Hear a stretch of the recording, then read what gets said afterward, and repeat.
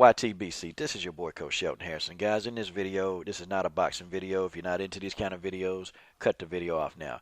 Okay, guys, I want to talk about a video that Ray Lewis put out there.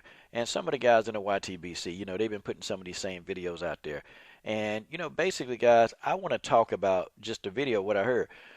I agree with a lot of things that Ray Lewis said, and I disagree with a lot of things he said, because a lot of things he said, I'm just trying to figure out to myself, how in the hell did he come up with this? Like, what is he thinking? The first thing that I agree with Ray Lewis about is the music. Guys, I've been trying to tell y'all this for about the last 2 years in the YTBC on YouTube, that some of this music, I'm telling y'all, it gets into your soul, it gets into your subconscious, and I don't care what you do and what you say. You can say it's just a song, but some of this music of today is pure evil. I'm talking about it ain't speaking about no message. It ain't talking about nothing. This music is pure evil. This music is talking about death. This music is talking about murder, talking about rape. People, listen to the lyrics and forget about a damn beat and listen to the lyrics. Listen to the actual lyrics of the song. Some of these songs are pure evil. Some people say, Coach, it's just a song. It's just this. Listen, you notice when I make my videos on location, man, I'm not listening to it. I'm not listening to it, man, because some of that stuff is just straight up, man. It's crazy. And it's getting into your subconscious. It's making people do some of these crazy things. And when you get something in your subconscious, sometimes you will go off and do it. And that's just how it is, okay? I agree with Ray Lewis when he said that all cops are not bad. He is telling the truth. All cops aren't bad. Dropping some kids off that live in my old neighborhood. And, I saw some police officers out there, and they were with a group of about 8 kids. And I said, oh, man, what these guys done did now? But no, honestly, what the police officers were doing, they were showing these guys fundamentals of basketball. Come to find out, these 2 cops were actually former college basketball players. And for the last 2 weeks, they've been coming, man. They've been coming every day for the last 2 weeks, Monday through Friday, and they've been helping these kids with fundamentals of basketball. And they get a group of 8 to 10 kids, and they just been doing it religiously, man. And, these kind of cops don't get talked about. See, it's the bad cops, the ones that's running around here killing people, that's killing, and that's getting away with it. See, these are the cops that's getting all the press. And I'm sorry, the bad cops are really starting to take over. They're taking over, and they're making all the good cops be the same. They're making everybody see the same thing. These bad cops. And, I did a lot of work for the Police Athletic League, and I don't even know if you guys know what that is. It's called PAL. Most people know what PAL is. I work with the police in there, man. And, I've had multiple officers tell me that more than likely, if a black person got shot by an officer, now these are cops telling me, point blank, they said if they got shot by an officer, more than likely a black person, if they're killed by an officer, the officer can probably beat the charges. They can probably beat them if the evidence is substantial or if they don't have enough evidence. If they don't have enough evidence or if not enough people come forward, they'll beat those charges. And these are police officers. I'm talking about these are white cops that told me this. These are Mexican cops that told me this. These are black cops that all worked in PAL. And they said it. And they don't advocate it. And matter of fact, those are 3 of the other good officers because they go into those neighborhoods and they do a lot of community outreaches. But they said that, that it's true. And these are police officers. They're on the street every day. And they told me point blank, they said, Coach, if a black person get killed and an officer do it, that officer can probably beat those charges or do little to no time. See, people, I know it's not just me thinking this or not just a lot of people thinking that. It is true. An officer can do it. You see, all cops are not bad, but the bad cops, and it's almost showing us like, okay, well, you can be a police officer, you can be corrupt, and you can abuse your power, and you can just get away with it. You just got to be a cop. That's just how it is. Okay, Ray Lewis was talking about Black Lives Matter. Okay, I'm not a fan of Black Lives Matter. See, these people, to me, in my opinion, they don't care about black lives. They don't care about black. They care about green. And I've been trying to tell y'all this for about 1.5 years, that Black Lives Matter, they care about green. All these protesters like Jesse Jackson, Al Sharpton, all these idiots, man, they come up and, when somebody black get killed, they come onto the scene and they try to collect as much money as they can. That's what they do. They try to get as much money as they can. And I'm going to tell y'all, that's the honest to God truth. And I'm going to tell y'all, when I was in college, and I told this before, the Q Dogs were getting kicked off campus. And if you know anything about Greek fraternities, the Q Dogs, they're a rowdy group, but they do probably what a lot of fraternities do. And all the fraternities on campus that year, they were hazing people. But they called out the Q Dogs. And we all knew that it was because they were the most realest, fraternity on campus. They just didn't bow down. They didn't bootlick. They didn't, buck dance. They didn't do any of that. And they refused to. But I know for a fact that all fraternities, they were hazing. But the Q Dogs were the ones that got singled out, and they kicked them off campus. So, word got out, and one of these big name protesters, I think his name was Mr. Kunjufu, he came to our campus, and did this great elaborate speech, did all of this, man. I mean, he was talking, and the speech to me, I was in. I sold in. He was saying, I'm gonna stay here, we're gonna make changes, I'm gonna be doing rallies like this every chance I get. Oh, he said all this great stuff, but at the end of the rally, after about an hour and a half, he was done talking, and he passed out these big buckets. And he was passing out the buckets to put money in. And I got to thinking, I said, wait a minute. It's about 1,000 people at this rally. 1,000. And he getting 5, 10s, and 20s from all of these people. I said, dude done got out of here with about 25 G's. And then he was gone. When them buckets came back up to the front, dude was gone. He was out of there. And we ain't never see him again. And he said he was going to keep coming back and doing these rallies until the Q Dogs were reinstated. Look, man, he took them 25 G's and he got out of Dodge, and we ain't ever see that cat again. Listen, man, these guys are about the green. I don't care how you slice it, how you dice it.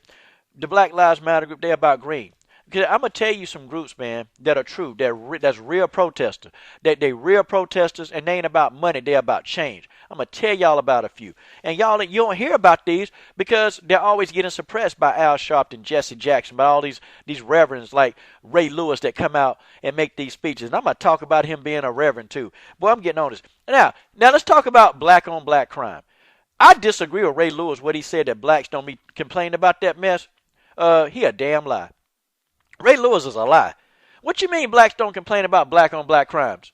Did you not see all those interviews with all those moms and dads of those kids that got killed in Chicago? They complaining about it. They complained about it. And don't talk about it after the fact. You see, they complaining about it. They talking about it. And they hadn't stopped talking about it. But you know what? The thing is, though, they can't be heard. See, they talking about it, but they can't be heard because they're not a celebrity. They don't have celebrity star status, and they don't get millions of dollars to speak like you do, Ray Lewis. They don't get millions of dollars like Jesse Jackson and Al Sharpton to talk. They don't get them $1 million. And heck, do y'all people know? And honestly, most of these organizations, they wasn't even started by black people. And it's kind of like, okay, we don't complain about black on black crime. Are you kidding me? I tell you what, Ray Lewis, what if it was your son, your daughter, your mama, your daddy, your granddaddy, your grandfather, your grandmama? What if one of them got killed by a man of color? Would you sit back and would you say anything about it, Ray Lewis?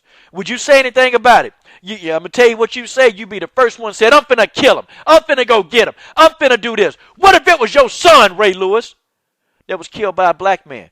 What would you say? Would you complain about it? Because I've been watching videos of all these moms, all these dads complaining about the black on black crime. What do you mean blacks don't complain about it? See, the problem is, Ray Lewis, is guys like you. It's guys like you that you want to make and you guys fall back on that. When you say we don't complain about black on black crime. I'm going to tell you what, I know I started a rally down here in Charlotte. I started a whole lot of noise. And I'm going to tell you, when one of my athletes back in 2006, when he got killed 10 years ago, when he lost his life because he refused to no longer be in a gang, and a group of young black boys hunted him down like a dog, and they shot him. They shot him 14 times, and they shot him. They hunted this guy. This boy, he ran from house to house trying to get people to help him. Nobody in these neighborhoods would let him in because everybody was afraid. Everybody was afraid. They knew he was being hunted down like a dog. Not one person opened their door and said, come in and call the police. Nobody. You know why? Because everybody was afraid. Oh, yeah, like you were, Ray Lewis. Wait a minute. That's the pot calling the kettle black. Because I can tell you right now, don't you know who murdered somebody and you didn't snitch on them? Why don't you go back, Ray Lewis? Why don't you go back and talk about that? Because that was a black person that you didn't snitch on. My athlete lost his life. He was on his way to go to college. He was going to go to college and play football. He got out the game, and so they took him out. They took him out. And every 5 years is a parole hearing for these young idiots. Every 5 years. And every time that parole hearing come up, Coach Shelton Harrison sitting right there. And every chance I get, I want to put my foot on their neck. Look at these guys eye to eye. Now look at them. Y'all ain't going back out. You'll never get out. I don't care. They'll never get out. If I got anything to do with it, they'll never get out. And I talked about that. And for years, see, it's people like me, it's people like Blood Boxing. We fighting this battle every single day. But guys like you, Ray Lewis, you sit behind a microphone, you sit behind a camera, and all you do is make these elaborate speeches. And here you are talking like a pastor. You're talking like you're fake. You're not even using your real voice, Ray Lewis. You're sitting here talking like you're a man of ministry. I mean, what the heck, man? I mean, you're doing all this. Look, man, this ain't about that. You're talking about God. Look, man, God ain't listening to your speech when you're talking. He ain't listening to that. You know what God listening to? He listening from the speeches straight from the heart. He listening from the heart. And right now, Ray Lewis, hey, man, that's a put-on act. It's an act, man. You're acting like a pastor. Because that ain't how you talk. And I was told it completely. After you started doing that, I was gone. I was done. Because I knew that you were making stuff based on, and I hate to say it, a coon narrative. That's just the way it is. You can like it, don't like it, sit down and listen to it. Because that's the best truth going today. It is. Sitting here talking about blacks don't complain about black on black crime. Black people complain about it all the time. It just ain't never heard. You can't hear it. It's an organization nationwide called Mothers of Murder of Offspring. They complain about it. But you know why they can't be heard? Because they so small. They can't be heard. They can't be heard. Let me tell you. And then he talking about gun barrels. Talking about just put a bunch of gun barrels out there and people, you drop your weapons in there. And if you can't put your weapons in the gun barrel, then you getting 25 years. Something to that extent. A gun barrel? Give up your weapons? You think that's the solution? No, Ray Lewis. Let me tell you what the solution is. You see, for those of y'all, you're not a fan of this channel or a member of this channel. You just coming across this video by accident. And you live in one of these bad neighborhoods. And I'm talking about these infested neighborhoods. You live in one of these neighborhoods. And you're a grown man. You need to step up. You need to step up. You need to call attention to your neighborhood. You need to be the one speaking out. You know your neighborhood bad. You see drugs being sold in your neighborhood. You hear the gunshots every night.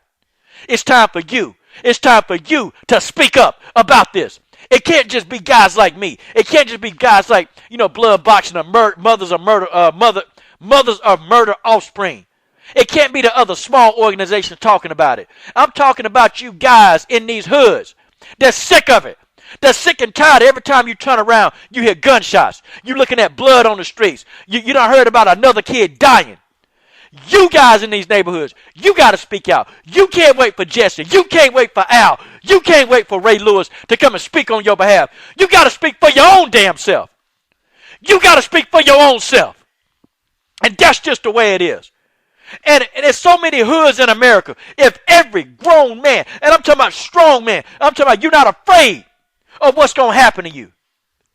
Because every time I go to those parole hearings, my life in danger. Because them guys know people. They know people. But you know what? I don't care. Because I'm not putting my own life in. I don't care about my own life at this point when it comes to that.